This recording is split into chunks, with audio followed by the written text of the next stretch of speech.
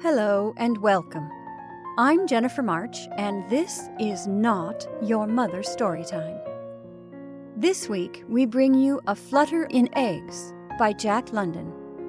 Eggs are one of my favorite foods, and they seem to be in short supply during this strange time we're living in now, even if you live in the egg basket of the world. This story is about hoarding eggs, sort of. It's a story to help you smile at these crazy days. I hope it works.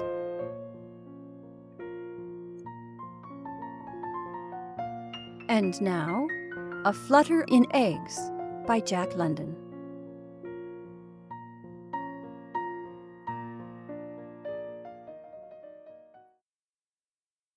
It was in the A.C. Company's big store at Dawson on a morning of crisp frost that Lucille Errol beckoned Smoke Bellow over to the dry goods counter. The clerk had gone on an expedition into the storerooms, and despite the huge red-hot stoves, Lucille had drawn on her mittens again. Smoke obeyed her call with alacrity. The man did not exist in Dawson who would not have been flattered by the notice of Lucille Errol, the singing soubrette of the tiny stock company that performed nightly at the Palace Opera House. "Things are dead," she complained, with pretty petulance, as soon as they had shaken hands. "There hasn't been a stampede for a week. That masked ball Skiff Mitchell was going to give us has been postponed. There's no dust in circulation. There's always standing room now at the Opera House, and there hasn't been a mail from the outside for 2 whole weeks. In short, this burg has crawled into its cave and gone to sleep. We've got to do something. It needs livening, and you and I can do it. We can give it excitement if anybody can. I've broken with Wildwater, you know." Smoke caught 2 almost simultaneous visions, one of Joy Gastel, the other was of himself, in the midst of a bleak snow stretch under a cold Arctic moon, being pot-shotted with accurateness and dispatch by the aforesaid Wildwater. Smoke's reluctance at raising excitement with the aid of Lucille Errol was too patent for her to miss. "I'm not thinking what you're thinking at all, thank you," she chided, with a laugh and a pout. "When I throw myself at your head, you'll have to have more eyes and better ones than you have now to see me." "Men have died of heart disease at the sudden announcement of good fortune," he murmured in the unveracious gladness of relief. "Liar!" she retorted graciously. "You were more scared to death than anything else. Now take it from me, Mr. Smoke Bellow, I'm not going to make love to you, and if you dare to make love to me, Wildwater will take care of your case. You know him. Besides, I haven't really broken with him." "Go on with your puzzles," he jeered. "Maybe I can start guessing what you're driving at after a while." "There's no guessing, Smoke. I'll give it to you straight. Wildwater thinks I've broken with him. Don't you see?" "Well, have you or haven't you?" "I haven't. There. But it's between you and me in confidence. He thinks I have. I made a noise like breaking up with him, and he deserves it, too." "Well, where do I come in? Stalking horse or fall guy?" "Neither. You make a pot of money. We put across the laugh on old Wildwater and cheer up Dawson. And best of all, and the reason for it all, he gets disciplined. He needs it. Well, the best way to put it is, he's too turbulent. Just because he's a big husky, because he owns more rich claims than he can keep count of, and because he's engaged to the prettiest little woman in Alaska," Smoke interpolated. "Yes, and because of that too, thank you, is no reason for him to get riotous. He broke out last night again, sowed the floor of the M&M with gold dust, all of $1,000, just opened his poke and scattered it under the feet of the dancers. You've heard of it, of course." Yes, this morning. I'd like to be the sweeper in that establishment. But still, I don't get you. Where do I come in?" Listen, he was too turbulent. I broke our engagement, and he's going around making a noise like a broken heart. Now we come to it. I like eggs." "They're off!" Smoke cried in despair. "Which way? Which way?" "Wait!" "But what have eggs and appetite got to do with it?" he demanded. "Everything, if you'll only listen." "Listening, listening," he chanted. "Then for heaven's sake, listen. I like eggs. There's only a limited supply of eggs in Dawson." "Sure, I know that too. Slavovich's restaurant has most of them. Ham and 1 egg, $3. Ham and 2 eggs, $5. That means $2 an egg retail, and only the swells and the Errols and the Wild Waters can afford them." "He likes eggs too," she continued. "But that's not the point. I like them. I have breakfast every morning at 11 o'clock at Slavovich's. I invariably eat 2 eggs." She paused impressively. Just suppose, somebody corners eggs." She waited, and Smoke regarded her with admiring eyes, while in his heart he backed with approval Wild Water's choice of her. "You're not following," she said. "Go on," he replied. "I give up. What's the answer?" "Stupid! You know Wild Water.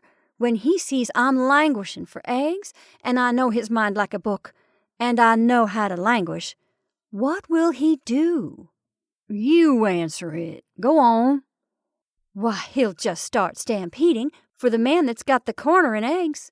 He'll buy the corner, no matter what it costs. Picture, I come into Slavovich's at 11 o'clock. Wild Water will be at the next table. He'll make it his business to be there. 2 eggs, sured, I'll say to the waiter. 'Sorry, Miss Errol,' the waiter will say, 'there ain't no more eggs.' Then up speaks Wild Water in that big bare voice of his, 'Waiter, 6 eggs, soft boiled.' And the waiter says, 'Yes, sir,' and the eggs are brought. Picture, Wild Water looks sideways at me, and I look like a particularly indignant icicle, and summon the waiter. 'Sorry, Miss Errol,' he says, 'but them eggs is Mr. Wild Water's.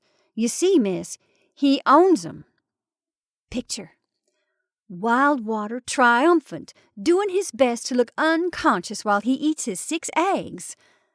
Another picture, Slavovich himself brings 2 sured eggs to me and saying, 'Compliments of Mr. Wilder, miss.' What can I do? What can I possibly do but smile at Wild Water? And then we make up, of course, and he'll consider it cheap if he has been compelled to pay $10 for each and every egg in the corner." Go on," Smoke urged. "At what station do I climb onto the choo-choo cars, or at what water tank do I get thrown off?" "Ninny, you don't get thrown off. You ride the egg train straight into Union Depot. You make that corner in eggs. You start in immediately, today. You buy every egg in Dawson for $3 and sell out to Wild Water at almost any advance. And then afterwards, we'll let the inside story come out. The laugh will be on Wild Water. His turbulence will be some subdued. You and I share the glory of it. You make a pile of money, and Dawson wakes up with a grand ha-ha. Of course, if you think the speculation too risky, I'll put up the dust for the corner." This last was too much for Smoke. Being only a mere mortal Western man with queer obsessions about money and women, he declined with scorn the proffer of her dust. "Hey, Shorty!" Smokey called across the main street to his partner, who was trudging along in his swift, slack-jointed way. a naked bottle with frozen contents conspicuously tucked under his arm. Smoke crossed over. "Where have you been all morning? Been looking for you everywhere." "Up to Doc's," Shorty answered, holding out the bottle. "Something's wrong with Sally. I seen it last night at feeding time. The hair on her tail and flanks was falling out. The doc says—" "Never mind that," Smoky broke in impatiently. "What I want—" "What's eating you?" Shorty demanded in indignant astonishment. "And Sally getting naked bald in this crimpy weather? I tell you, that dog's sick. Doc says—" "Let Sally wait. Listen to me." "I tell you, she can't wait. It's cruelty to animals. She'll be frostbit. What are you in such a fever about anyway? Has that Monte Cristo strike proved up?" "I don't know, Shorty, but I want you to do me a favor." "Sure," Shorty said gallantly, immediately appeased and acquiescent. "What is it? Let her rip. Me for you." "I want you to buy eggs for me." "Sure. In Floridy water and talcum powder if you say the word. And poor Sally shedding something scandalous. Look here, Smoke. If you want to go in for high living, you go and buy your own eggs. Beans and bacon's good enough for me." "I am going to buy, but I want you to help me buy. Now shut up, Shorty. I've got the floor. You go right straight to Slavovich's, pay as high as $3, but buy all he's got." $3? Shorty groaned. "And I heard tell only yesterday that he's got all of $700 in stock. $2,100 for hen fruit? Say, Smoke, I tell you what. You run right up and see the doc. He'll tend to your case, and he'll only charge an ounce for the first prescription. So long. I gotta be pulling my freight." He started off, but Smoke caught his partner by the shoulder, arresting his progress and whirling him around. "Smoke, I'd sure do anything for you," Shorty protested earnestly. "If you had a cold in the head and was lying with both arms broke, I'd set by your bedside day and night and wipe your nose for you. But I'll be everlastingly damned if I'll squander 2,100 good iron dollars on hen fruit for you or any other two-legged man." "They're not your dollars, but mine, Shorty. It's a deal I have on. What I'm after is to corner every blessed egg in Dawson, in the Klondike, and on the Yukon. You've got to help me out. I haven't the time to tell you of the inwardness of the deal. I will afterward, and let you go half on it if you want to. But the thing right now is to get the eggs. Now you hustle up to Slavovich's and buy all he's got." "But what'll I tell him? He's sure to know I ain't gonna eat 'em." "Tell him nothing. Money talks. He sells them cooked for $2. Offer him up to $3 for them uncooked. If he gets curious, tell him you're starting a chicken ranch. What I want is the eggs. And then keep on. Nose out every egg in Dawson and buy it. Understand? Buy it. That little joint across the street from Slavovich's has a few. Buy them. I'm going over to Klondike City. There's an old man there with a bad leg who's broke and who has 6 dozen. He's held them all winter for the rise, intending to get enough out of them to pay his passage back to Seattle. I'll see he gets his passage, and I'll get the eggs. Now hustle. And they say that the little woman down beyond the sawmill who makes moccasins has a couple dozen." "All right, if you say so, Smoke. But Slavovich seems the main squeeze. I'll just get an iron-bound option, black and white, and gather in the scattering first." "All right. Hustle. And I'll tell you the scheme tonight." But Shorty flourished the bottle. "I'm going to doctor up Sally first. The eggs can wait that long. If they ain't all eaten, they won't be eaten while I'm taking care of a poor sick dog that saved your life and mine more'n once." Never was a market cornered more quickly. In 3 days, every known egg in Dawson, with the exception of several dozen, was in the hands of Smoke and Shorty. Smoke had been more liberal in purchasing.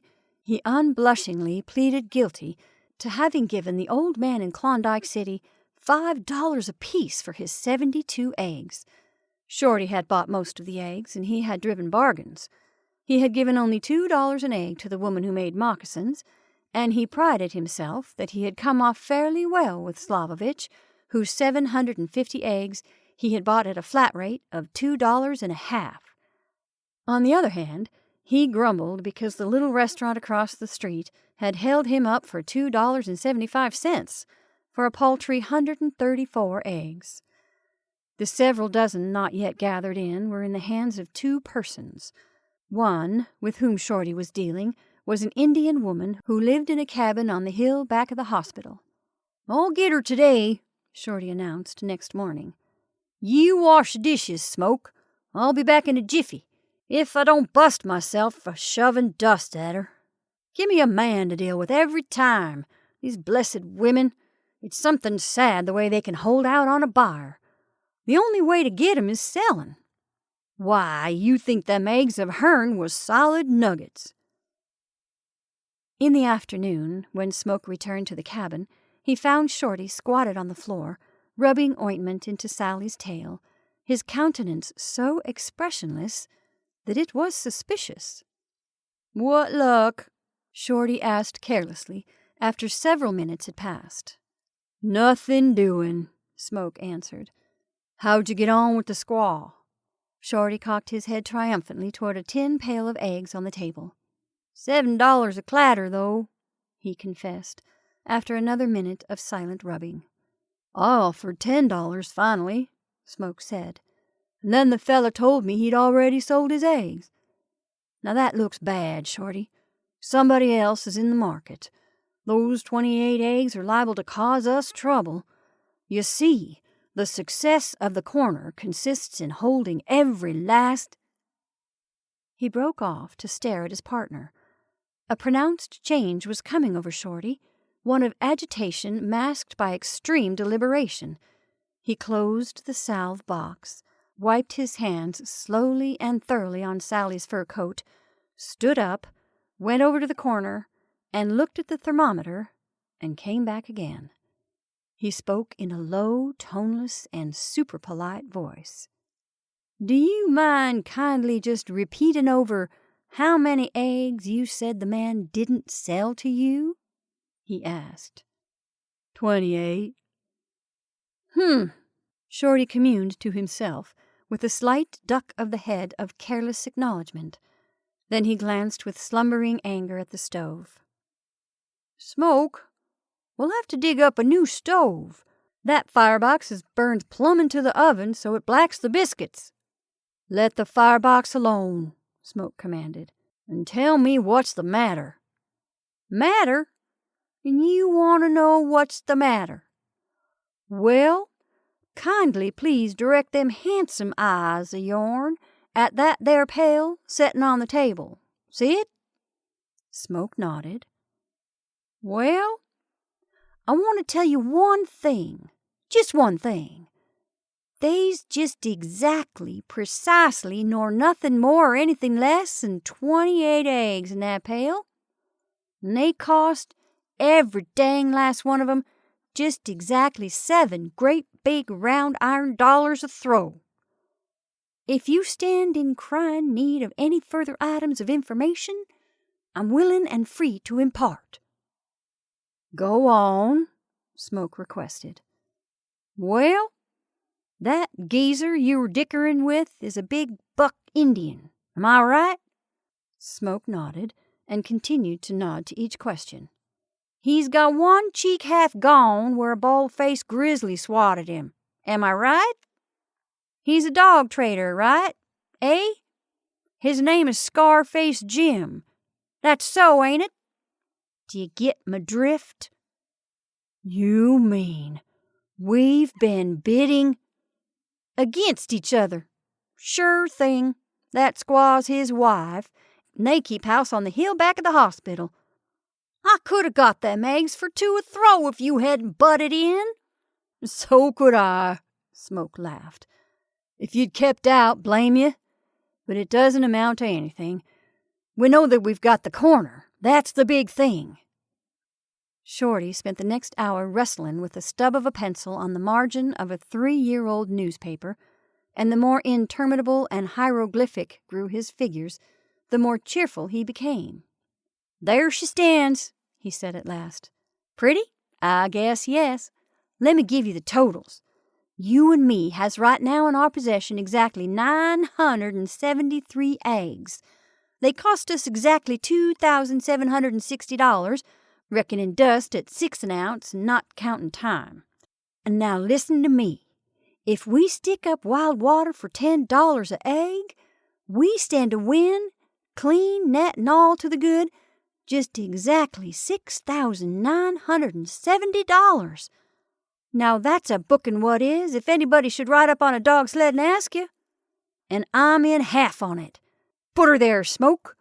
I'm that thankful I'm sure droolin' gratitude. Bookmakin'. Say, I'd sooner run with the chicks than with the ponies any day." At 11 that night, Smoke was routed from sleep by Shorty, whose fur parka exhaled an atmosphere of clean frost and whose hand was extremely cold in its contact with Smoke's cheek. "What is it now?" Smoke grumbled. "Rest of Sally's hair falling out?" "Nope. I just had to tell you the good news. I seen Slavovich, or Slavovich seen me, I guess, because he started the seance. He says to me, 'Shorty, I want to speak to you about them eggs. I've kept it quiet. Nobody knows I sold 'em to you. But if you're speculating, I can put you wise to a good thing.' And he did, too, Smoke. Now what'd you guess that good thing is?" "Go on, name it." "Well, maybe it sounds incredible, but that good thing was Wild Water Charlie. He's looking to buy eggs. He goes round to Slavovich and offers him $5 an egg, and before he quits, he's offering 8. And Slavovich ain't got no eggs. Last thing Wild Water says to Slavovich is that he'll beat the head off'n him if he ever finds out Slavovich has eggs cached away somewheres. Slavovich had to tell him he'd sold the eggs, but that the buyer was secret. Slavovich says to him, 'Say the word to Wild Water who's got the eggs. Shorty,' he says to me, 'Wild Water'll come a-running. You can hold him up for $8. $8 your grandmother,' I says. 'He'll fall for 10 before I'm done with him.' Anyway, I told Slavovich I'd think it over and let him know in the morning. Of course, we'll let him pass the word on to Wild Water. Am I right?"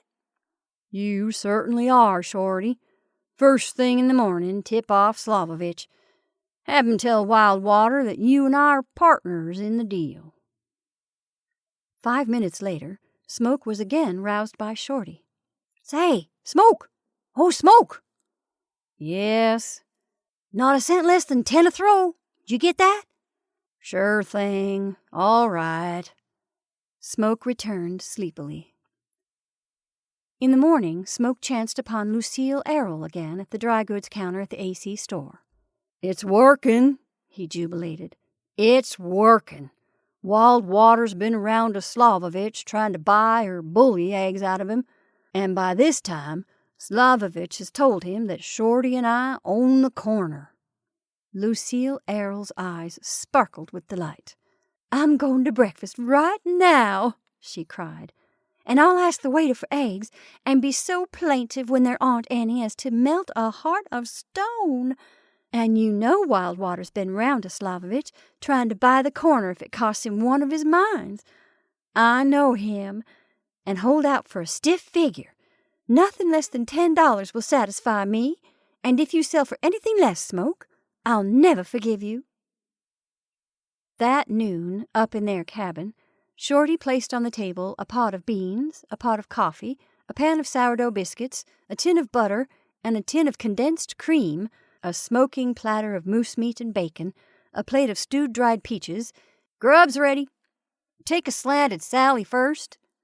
Smoke put aside the harness on which he was sewing, opened the door, and saw Sally and Bright spiritedly driving away a bunch of foraging sled dogs that belonged to the next cabin. Also, he saw something else that made him close the door hurriedly and dash to the stove. The frying pan, still hot from the moose meat and bacon, he put on the front lid. Into the frying pan he put a generous dab of butter. Then he reached for an egg, which he broke and dropped sputtering into the pan. As he reached for a second egg, Shorty gained his side and clutched his arm in an excited grip. "Hey, what you doing?" he demanded. "Frying eggs," Smoke informed him, breaking the second one and throwing off Shorty's detaining hand. "What's the matter with your eyesight? Did you think I was combing my hair?" "Don't you feel well?" Shorty queried anxiously, as Smoke broke a third egg and dexterously thrust him back with a stiff-arm jolt on the breast. "Or are you just plain loco? That's $30 worth of eggs already." "And I'm going to make it $60 worth," was the answer as Smoke broke the fourth. "Get out of the way, Shorty. Wild Water's coming up the hill, and he'll be here in 5 minutes." Shorty sighed vastly, with commingling apprehension and relief, and sat down at the table. By the time the expected knock came at the door, Smoky was facing him across the table, and before each was a plate containing 3 hot fried eggs. "Come in," Smoke called. Wild Water Charlie, a strapping young giant just a fraction of an inch under 6 feet in height, and carrying a clean weight of 190 pounds, entered and shook hands. "Set down and have a bite, Wild Water," Shorty invited. "Smoke, fry him some eggs. I'll bet he ain't scoffed an egg in a coon's age." Smoke broke 3 more eggs into the hot pan, and in several minutes placed them before his guest, who looked at them with so strange and strained an expression that Shorty confessed afterward his fear that Wild Water would slip them into his pocket and carry them away. "Say, them swells down in the States ain't got nothin' over us in the matter of eats," Shorty gloated. "Here's you and me and Smoke getting outside $90 worth of eggs and not battin' an eye." Wild Water stared at the rapidly disappearing eggs and seemed petrified. "Pitch in and eat," Smoke encouraged. They ain't worth no $10, Wild Water said slowly. Shorty accepted the challenge. "A thing's worth what you can get for it, ain't it?" he demanded. "Yes, but nothing. I'm telling you what we can get for 'em. 10 a throw, just like that. We're the Egg Trust, Smoke and me, and don't you forget it. When we say 10 a throw, 10 a throw goes." He mopped his plate with a biscuit. "I could almost eat a couple more," he sighed, then helped himself to the beans. "You can't eat eggs like that," Wild Water objected. It ain't right." "We just dote on eggs, Smoke and me," was Shorty's excuse. Wild Water finished his own plate in a half-hearted way and gazed dubiously at the 2 comrades. "Say, you fellas can do me a great favor," he began tentatively. "Sell me or lend me or give me about a dozen of them eggs." "Sure," Smoke answered. "I know what a yearnin' for eggs is myself. But we're not so poor that we have to sell our hospitality. They'll cost you nothing." Here a sharp kick under the table admonished him that Shorty was getting nervous. "A dozen, did you say, Wild Water?" Wild Water nodded. "Well, go ahead, Shorty," Smoke went on. "Cook them up for 'em. I can sympathize. I've seen the time myself when I could eat a dozen, straight off the bat." But Wild Water laid a restraining hand on the eager Shorty as he explained. "I don't mean cooked. I want them with the shells on." "So that you can carry 'em away?" "That's the idea." "But that ain't hospitality," Shorty objected. It's trading." Smoke nodded concurrence. "That's different, Wild Water. I thought you just wanted to eat 'em. You see, we went into this for speculation." The dangerous blue of Wild Water's eyes began to grow more dangerous. "I'll pay you for them," he said sharply. "How much?" "Oh, not a dozen," Smoke replied. "We couldn't sell a dozen. We're not retailers. We're speculators. We can't break our own market. We've got a hard and fast corner, and when we sell out, it's the whole corner or nothing." "How many have you got, and how much do you want for them?" "How many have we, Shorty?" Smoke inquired. Shorty cleared his throat and performed mental arithmetic aloud. "Well, let me see. 973 minus 9, that leaves 962. And the whole shooting match at 10 a throw will total up just about $9,620 iron dollars. Of course, Wildwater, we're playing fair, and it's money back for bad ones, though there ain't none. That's one thing I never seen in the Klondike, a bad egg. No man's fool enough to bring in a bad egg." "That's fair," Smoke added. "Money back for the bad ones, Wildwater. And there's our proposition. $9,620 for every egg in Klondike." "You might play them up to 20 a throw and double your money," Shorty suggested. Wildwater shook his head sadly and helped himself to the beans. "That would be too expensive, Shorty. I only want a few. I'll give you $10 for a couple dozen. I'll give you 20. But I can't buy 'em all." "All or none," was Smoke's ultimatum. "Look here, you two," Wildwater said in a burst of confidence. "I'll be perfectly honest with you, and don't let it go any further. You know Miss Errol and I was engaged? Well, she broke everything off. You know it. Everybody knows it. It's for her I want them eggs." "Huh," Shorty jeered. "It's clear and plain why you want 'em with the shells on, but I never thought it of you." "Thought what?" "It's low down mean, that's what it is." Shorty rushed on, virtuously indignant. "I wouldn't wonder somebody filled you full of lead for it. You deserve it, too." Wildwater began to flame toward the verge of one of his notorious berserker rages. His hands clenched until the cheap fork in one of them began to bend, while his blue eyes flashed warning sparks. "Now look here, Shorty, just what do you mean? If you think anything underhanded—" "I mean what I mean," Shorty retorted doggedly. "And you bet your sweet life I don't mean anything underhanded. Overhanded's the only way to do it. You can't throw 'em any other way." "Throw what?" "Eggs, prunes, baseballs, anything. But Wildwater, you're making a mistake. There ain't no crowd ever sat at the Opry House that'll stand for it. Just because she's an actress is no reason you can publicly lambaste her with hen fruit." For the moment, it seemed that Wildwater was going to burst, or have apoplexy. He gulped down a mouthful of scalding coffee and slowly recovered himself. "You're in wrong, Shorty," he said with cold deliberation. "I'm not going to throw eggs at her. Why, man," he cried with growing excitement, "I want to give them eggs to her on a platter, sured. That's the way she likes 'em." "I knowed I was wrong," Shorty cried generously. "I knowed you couldn't do a low-down trick like that." "That's all right, Shorty." Wildwater forgave him. "But let's get down to business. You see why I want them eggs. I want 'em bad." "Do you want 'em $9,620 worth?" Shorty queried. "It's a hold-up, that's what it is," Wildwater declared irately. "It's business," Smoke retorted.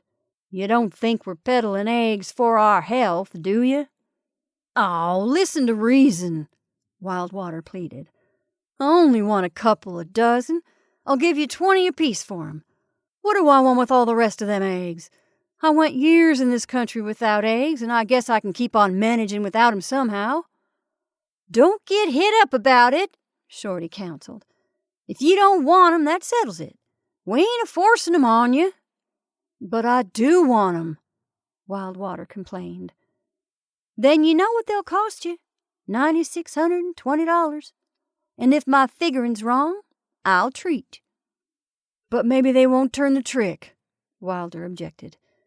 "Maybe Miss Errol's lost her taste for eggs by this time."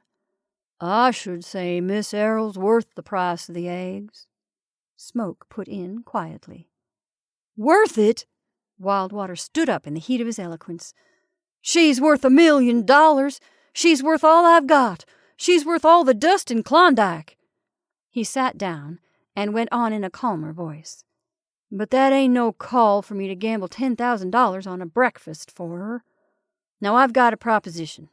Lend me a couple dozen of them eggs. I'll turn them over to Slavovich. He'll feed 'em to her with my compliments. She ain't smiled at me for 100 years. If them eggs get a smile for me, I'll take the whole boiling off your hands." "Will you sign a contract to that effect?" Smoke said quickly, for he knew that Lucille Errol had agreed to smile. Wildwater gasped. "You're mighty swift with business up here in the hill," he said, with the hint of a snarl. "We're only accepting your own proposition," Smoke answered. "All right. Bring on the paper. Make it out hard and fast," Wilder cried in the anger of surrender. Smoke immediately wrote out the document, wherein Wildwater agreed to take every egg delivered to him at $10 per egg, provided that the 2 dozen advanced to him brought about a reconciliation with Lucille Errol. Wildwater paused with uplifted pen as he was about to sign. "Hold on," he said. "When I buy eggs, I buy good eggs." "They ain't a bad egg in the Klondike," Shorty snorted. "Just the same, if I find one bad egg, you've got to come back with the 10 I paid for it." "That's all right," Smoke placated. "It's only fair." "And every bad egg you come back with, I'll eat," Shorty declared. Smoke inserted the word good in the contract, and Wildwater sullenly signed, received the trial 2 dozen in a tin pail, pulled on his mittens, and opened the door. "Goodbye, you robbers," he growled back at them, and slammed the door. Smoke was a witness to the play next morning in Slavovich's. He sat as Wildwater's guest at the table adjoining Lucille Errol's. Almost to the letter as she had forecasted it did the scene come off. "Haven't you found any eggs yet?" she murmured plaintively to the waiter. "No, ma'am," came the answer. "They said somebody cornered every egg in Dawson. Mr. Slavovich is trying to buy a few just especially for you, but the fella that's got the corner won't let loose." It was at this juncture that Wildwater beckoned the proprietor to him, and with one hand on his shoulder drew his head down. "Look here, Slavovich," Wildwater whispered hoarsely. "I turned over a couple dozen eggs to you last night. Where are they?" "In the safe. All but that 6 I have all thawed and ready for you any time you sing out." "I don't want 'em for myself," Wildwater breathed in a still lower voice. "Sure 'em up and present 'em to Miss Errol there." "I'll attend to it personally myself," Slavovich assured him.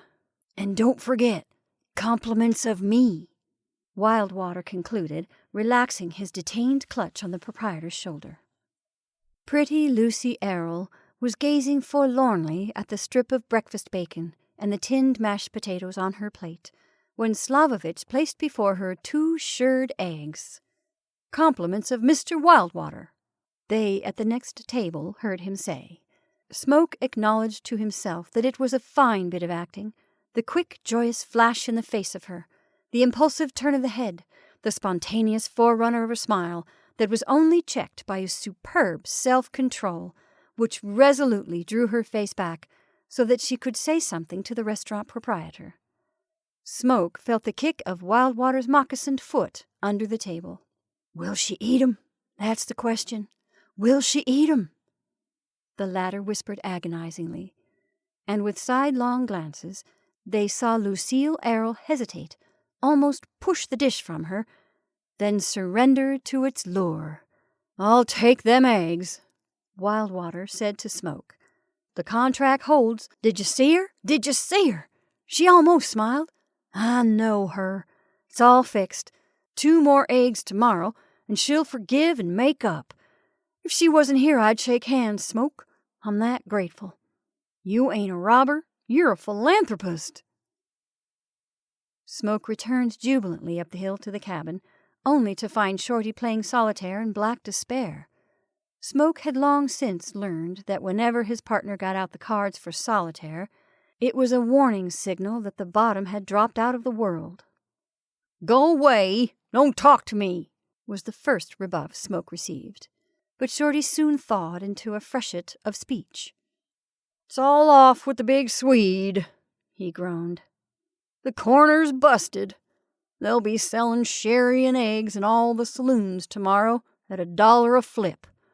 There ain't no starving orphan child in Dawson that won't be wrapping its tummy around eggs. What do you think I run into? A geezer with 3,000 eggs. Do you get me? 3,000, and just freighted in from 40 Mile. Fairy stories," Smoke doubted. "Fairy hell! I seen them eggs. Gouderou's his name. A whacking, big, blue-eyed French-Canadian husky. He asked for you first, then took me to the side and jabbed me straight to the heart. It was our corner and eggs that got him started.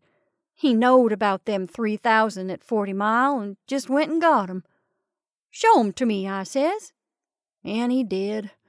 There was his dog teams and a couple of Indian drivers resting down the bank where they'd just pulled in from 40 Mile. And on the sled was soap boxes, teeny wooden soap boxes. We took one out behind an ice jam in the middle of the river and busted it open. Eggs, full of 'em, all packed in sawdust. Smoke, you and me lose. We've been gambling. Do you know what he had the gall to say to me? That they was all ourn at $10 an egg. Do you know what he's doing when I left his cabin? Drawing a sign of eggs for sale. Said he'd give us first choice at 10 a throw till 2 p.m., and after that, if we didn't come across, he'd bust the market higher'n a kite.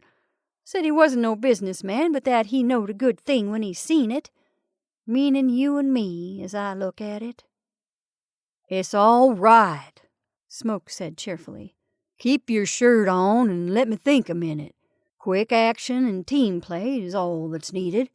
I'll get Wildwater here at 2 o'clock to take delivery of the eggs. You buy that Gouderou's eggs. Try and make a bargain. Even if you pay $10 apiece for them, Wildwater will take 'em off our hands at the same price. If you can get them cheaper, why, we make a profit as well. Now go to it. Have them here by not later than 2 o'clock. Borrow Colonel Bowie's dogs and take our team. Have them here by 2 sharp. Say, Smoky," Shorty called as his partner started down the hill. "Better take an umbrella. I won't be none surprised to see the weather raining eggs before you get back." Smoke found Wildwater at the M&M, and a stormy half-hour ensued. "I'll warn you, we've picked up some more eggs," Smoke said, after Wildwater had agreed to bring his dust to the cabin at 2 o'clock and pay on delivery. "Well, you're lucky at finding eggs than me," Wildwater admitted. "Now how many eggs have you got now? And how much dust do I tote up the hill?" Smoke consulted his notebook. "As it stands now, according to Shorty's figures, we've 3,962 eggs, multiply by 10. $40,000! Wildwater bellowed. "You said there was only something like 900 eggs. It's a stick-up. I won't stand for it." Smoke drew the contract from his pocket and pointed to the pay on delivery. "No mention was made of the number of eggs to be delivered. You agreed to pay $10 for every egg we delivered to you. Well, we've got the eggs, and a signed contract is a signed contract. Honestly, though, Wildwater, we didn't know about those other eggs until afterward. Then we had to buy them in order to make our corner good." For 5 long minutes, in choking silence, Wildwater fought a battle with himself, then reluctantly gave in. "I'm in bad," he said brokenly. "The landscape's fair sprouting eggs, and the quicker I get out, the better. There might come a landslide of 'em. I'll be there at 2 o'clock. But $40,000! It's only 39,620, Smoke corrected. "It'll weigh 200 pounds, Wildwater raved on. I'll have to freight it up with the dog team." "We'll lend you our teams to carry the eggs away," Smoke volunteered. "But where'll I cache 'em?" "Never mind, I'll be there. But as long as I live, I'll never eat another egg. I'm full sick of 'em." At 1:30, doubling the dog teams for the steep pitch of the hill, Shorty arrived with Goodero's eggs. "We dang near double our winnings," Shorty told Smoke as they piled the soap boxes inside the cabin. "I holds 'em to $8, and after he cussed loco in French, he falls for it. Now that's $2 clear profit to us for each egg, and there 3,000 of 'em. I paid him in full. Here's the receipt." While Smoke got out the gold scales and prepared for business, Shorty devoted himself to calculating. "There's the figures," he announced triumphantly. "We win $12,970, and we don't do Wildwater no harm. He wins Miss Errol. Besides, he gets all them eggs. It's sure a bargain counter all around. Nobody loses." "Even Goodero's 24,000 to the good," Smoke laughed. "Minus, of course, what the eggs and the freight cost him. And what if Wildwater plays the corner? He may make a profit out of the eggs himself." Promptly at 2:00, Shorty, peeping, saw Wildwater coming up the hill. When he entered, he was brisk and businesslike. He took off his big bearskin coat, hung it on a nail, and sat down at the table. "Bring on them eggs, you pirates," he commenced. "And after this day, if you know what's good for you, never mention eggs to me again." They began on the miscellaneous assortment of the original corner, all 3 men counting. When 200 had been reached, Wildwater suddenly cracked an egg on the edge of the table and opened it deftly with his thumbs. "Hey, hold on," Shorty objected. "It's my egg, ain't it?" Wildwater snarled. "I'm paying $10 for it, ain't I? But I ain't buying no pig in a poke. When I cough up $10 an egg, I want to know what I'm getting." "If you don't like it, I'll eat it," Shorty volunteered maliciously. Wildwater looked and smelled and shook his head.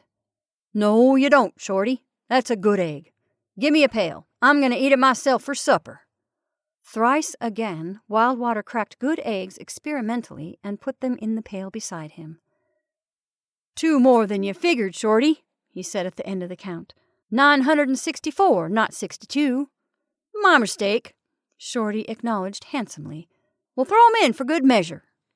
"Guess you can afford to." Wildwater accepted grimly. "Pass the batch. $9,620. I'll pay for it now. Write a receipt, Smoke." "Well, why not count the rest?" Smoke suggested. "And pay all at once." Wildwater shook his head. "I'm no good at figures. 1 batch at a time and no mistakes." Going to his fur coat, from each of the side pockets he drew forth 2 sacks of dust, so rotund and long that they resembled bologna sausages. When the first batch had been paid for, there remained in the gold sacks not more than several $100s. A soapbox was carried to the table, and the count of the 3,000 began. At the end of 100, Wildwater struck an egg sharply against the edge of the table. There was no crack. The resultant sound was like that of a striking of a sphere of solid marble. "Frozen solid," he remarked, striking more sharply. He held up the egg, and they could see the shell powdered to minute fragments along the line of the impact. "Huh," said Shorty. "It ought to be solid, seeing it has just been freighted up from 40 Mile. It'll take an axe to bust it." "Me for an axe," said Wildwater. Smoke brought an axe, and Wildwater, with the clever hand and eye of the woodsman, split the egg cleanly in half.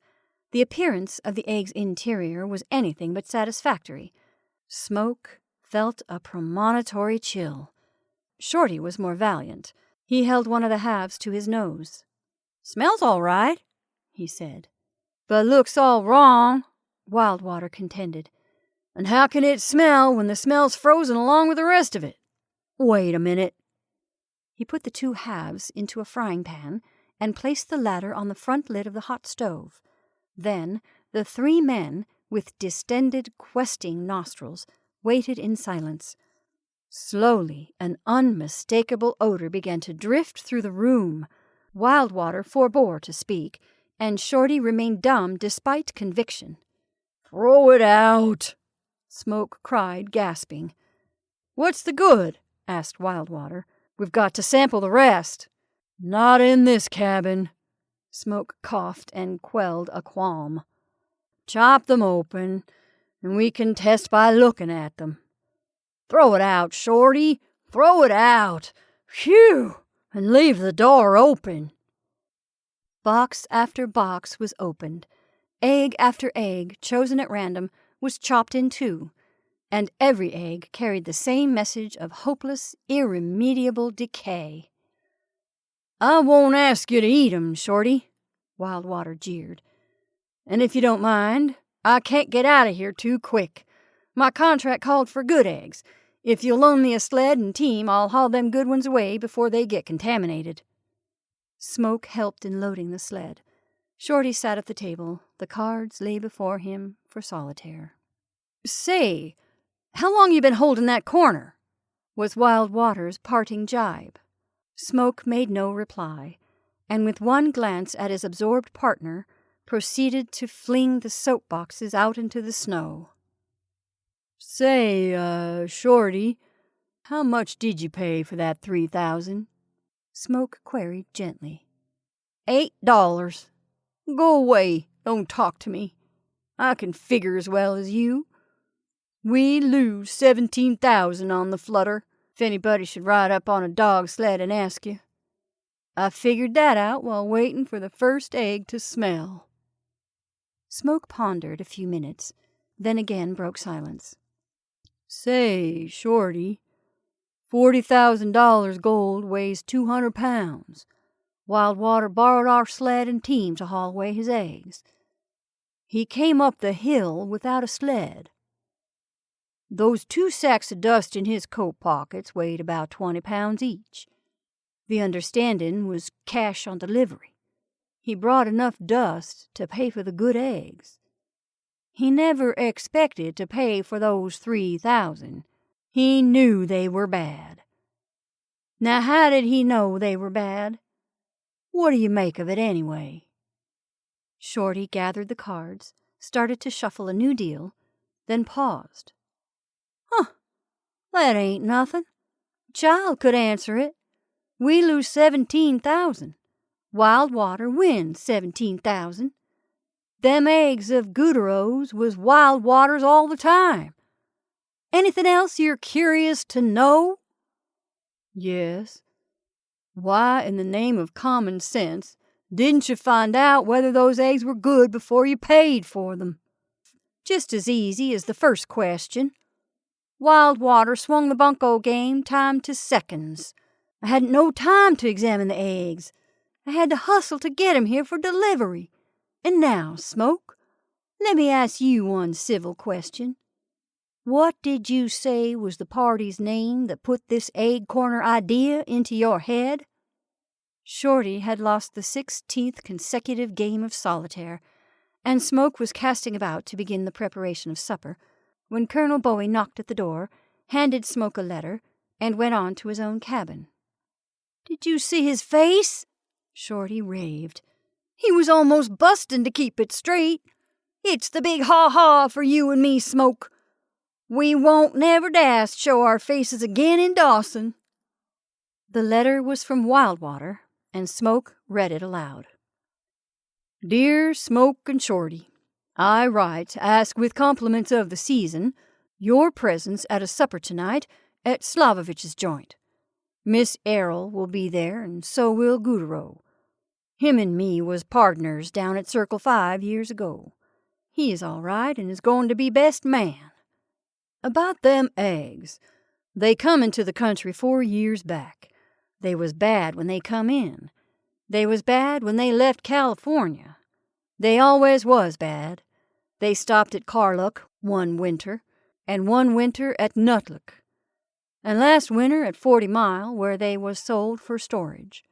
And this winter, I guess they stop at Dawson. Don't keep them in a hot room.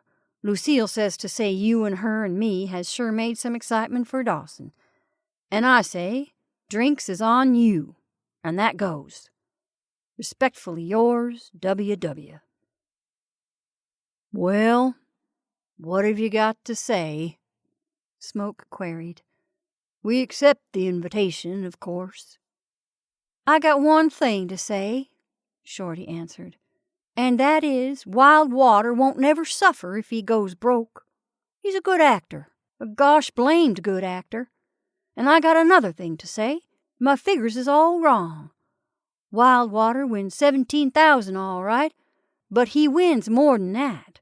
You and me has made him a present of every good egg in Klondike, 964 of 'em, 2 thrown in for good measure, and he was that ornery, mean-cussed, that he packed off the 3 open ones in the pail. And I got a last thing to say. You and me is legitimate prospectors and practical gold miners, but when it comes to finance, we're sure the fattest suckers that ever fell for the get-rich-quick bunco. After this, it's you and me for the high rocks and tall timber, and if you ever mention eggs to me, we dissolve partnership there and then. Get me?